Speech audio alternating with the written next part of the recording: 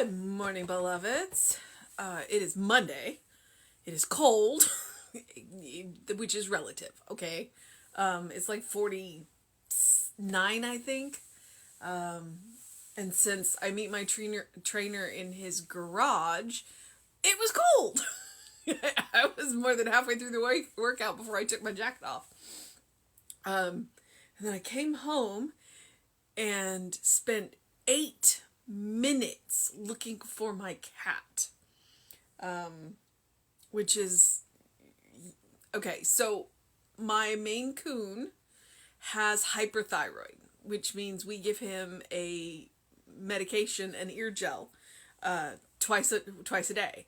So we make him a second breakfast, which is his reward for being good and letting us do this. It usually will draw him out into the kitchen too, but I think the time change is throwing him off.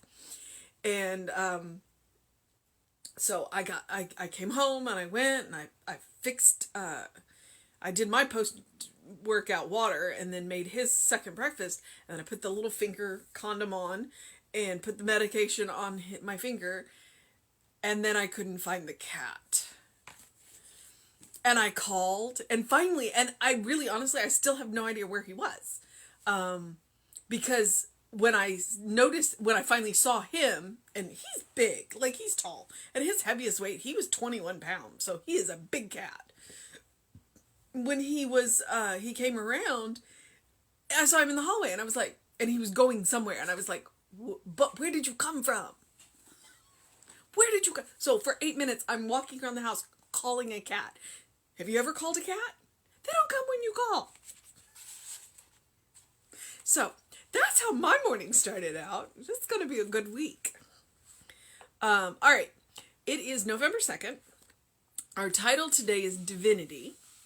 And our Bible quote is, "We all, with open face, beholding as in a glass the glory of the Lord, are changed into the same image from glory to glory by the Spirit of the Lord." And that is from 2 Corinthians 3:18, excuse me. Beholding the image of perfection in everything, to dominion we add glory. This refers to the continual progress of the soul. Since God is infinite, our expansion is progressive and eternal. No matter how much good we experience today, the infinite has more in store for us tomorrow. We should joyfully look forward to this expansion with enthusiastic anticipation. The march of life is not a funeral dirge, but a song of triumph. The good that I experienced yesterday is going to be multiplied today.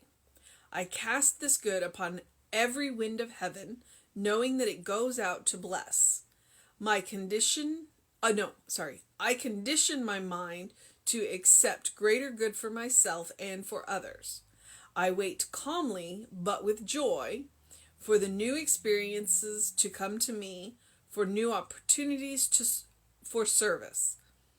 I expect my mind to be flooded with new ideas. I know that the Spirit of the Lord is with me, and that glory of the Lord is around me. And our quote, there is within every individual that partakes the nature of universal wholeness, and insofar as it operates, is God. And that's from the Science of Mind, page 33-34. So I'm guessing it starts on the bottom of one page and finishes on the other. All right. Jesse said the other day, and I honestly don't remember if it was on a Sunday or I'm in the Heartfelt Living class with him on Thursdays, that we are made in the image of God, not God is not made in the image of us. Which, when he said it in context, it really made me go, oh yeah. It's like we are made in the image of. And it's not about our physical appearance, but it's about our consciousness, and our creative ability. I think we get too focused on the outside and forget that God is on the inside. God isn't about the external. God is about the internal. God is about the consciousness and the heart and the spirit and the soul. And that's what popped into my head as I was reading from the Corinthians. We all, with the open face, beholding as in a glass the glory of the Lord, are changed into that same image from glory to glory by the Spirit of the Lord. So it's like, when we recognize spirit, when we recognize God, when we see the divinity around us and within us, then we are changed into that image. We are changed into, it's like when I look in your eyes and I see God looking back at me, and when I look in the mirror and I see God looking back at me, then it can't help but change me, because I am in recognition that the divinity, that presence is right here, right now, right with me. It's closer to me than my very breath. And that recognition can't help but change you. And when you look into the eyes of another person, or you look into the eyes of another living thing, the cats, and you see God looking back at you, you can't help but be changed when you recognize that that is God looking back at you. Beholding the image of perfection in everything. And remember, perfection is wholeness. It's not flawless. That's why we can look at each other and see God looking back at us, because how many of us are flawless? But we are all perfect because we were created by perfection, to be perfect, to be whole. Beholding the image of perfection in everything, to dominion we add glory. I believe he's referring to a state of mind, and that's that recognition. When we recognize, then it can't help but be glorious, be joyful, be happy. It's like, no, God is here now. This refers to the continual progression of the soul. Since God is infinite, our expansion is progressive and eternal. God doesn't know time. Spirit doesn't know time. So the part of you that is divine, the part of you that is God, the soul of you, is forever onward and up. Onward and up, onward and up. It's from C.S. Lewis's The Last Battle of Narnia. Sorry, the Narnia Chronicles.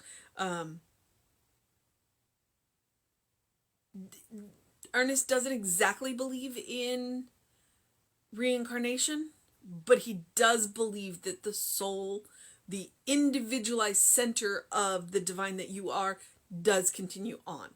And he says it, progressive and eternal. No matter how much good we experience today, the infinite has more in store for us tomorrow. So if we're talking about just today, then there's more good. There's good today, and there's good tomorrow. The good never runs out. And that means if we're talking about the eternal today, so it's good, and we can make it, I'm going to say more good. That may not be grammatically correct, but we can make it more good. And there will be more good coming. Sometimes it is our job to look for it. It is our job to look for it. Because sometimes this world is messy. Actually, a lot of the times this world is messy. And it's our job to look for the good. Because the good is always there. That is what God provides. What we do with it is our own issue. We should joyfully look forward to this expansion with enthusiastic anticipation. The march of life is not a funeral dirge, but a song of triumph.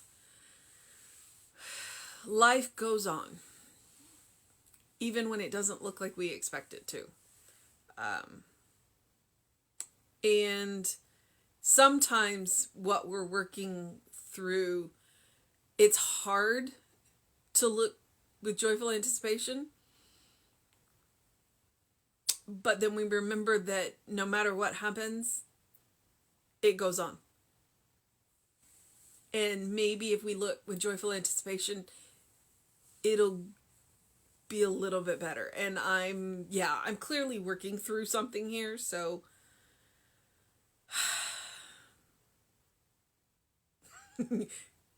if I do this again next year, I may have a different interpretation. The good that I experienced yesterday is going to be multiplied today. And that is a statement that we are asking ourselves to believe. The good that I experienced yesterday, so I am stating I experienced good, and that I expect it to be multiplied today, because that is what God will do if I am willing to see it. I cast this good upon every wind of heaven, knowing that it goes out to bless what I want for myself. So if I want my good to be multiplied, then I want your good to be multiplied. And that's the way it works. The more, a candle is not diminished by lighting another candle. So the more good that I experience, the more good that I want you to experience, the more good that I want to share with you. Because good multiplied, good shared is multiplied. And I like the idea of casting good upon the winds of heavens to go out and bless. And that's all he says. Knowing that it goes out to bless. He doesn't say who it blesses. He doesn't. So we just know that it goes out and blesses. I condition my mind to accept greater good for myself and for others. I work on accepting the good in my life. And I work on knowing that good for others. I want to celebrate your good. Even if it has nothing to do with me, I want to celebrate your good, because that is joy shared. And joy shared is joy multiplied. I wait calmly, which means don't be impatient, but with joy for new experiences to come to me, for new opportunities for service. I think Ernest right there is saying, yeah, it's the month of gratitude, but one of the ways to multiply gratitude is to be in service. Whatever that looks like to you. There's no prescription for service. Who you are is how you serve. I expect my mind to be flooded with new ideas. That's Ernest.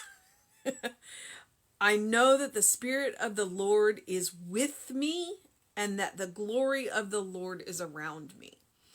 And that is, I know that the Spirit of the Lord is with me.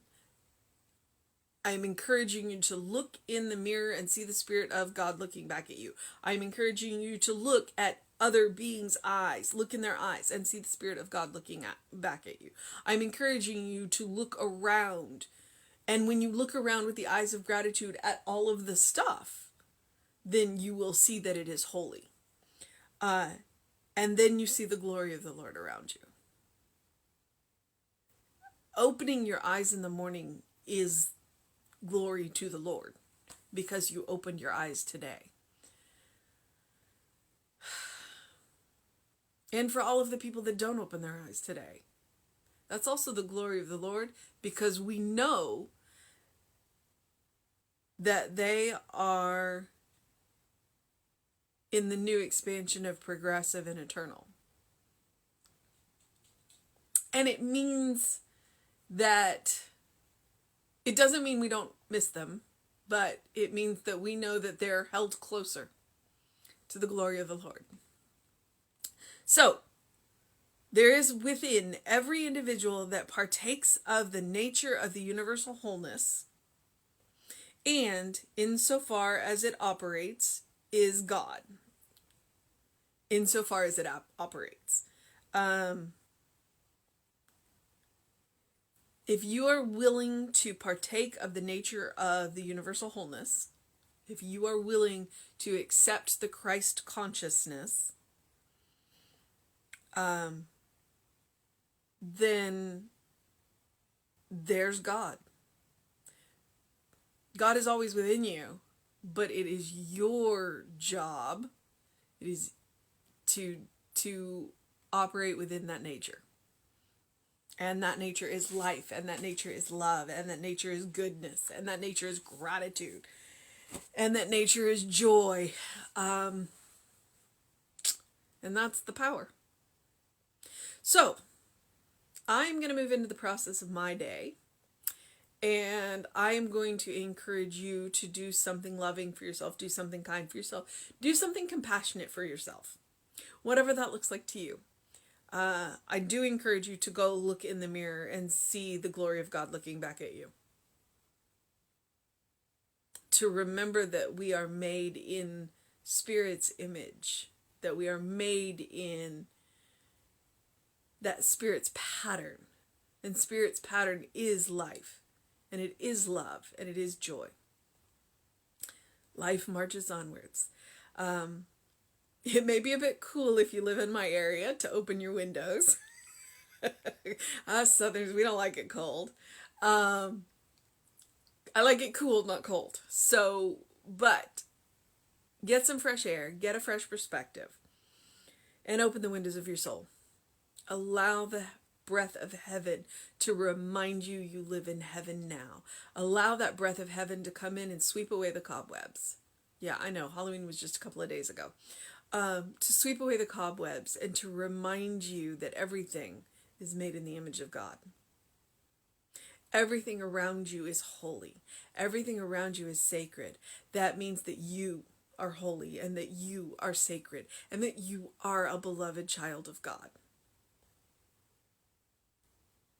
So, how big is your cup of acceptance? Or if you want to swap your cup for a bowl, he uses that too. All right? Ernest is a beloved teacher for a reason. Because he looked in our eyes and he saw the divine looking back at him. How can we do less than he does?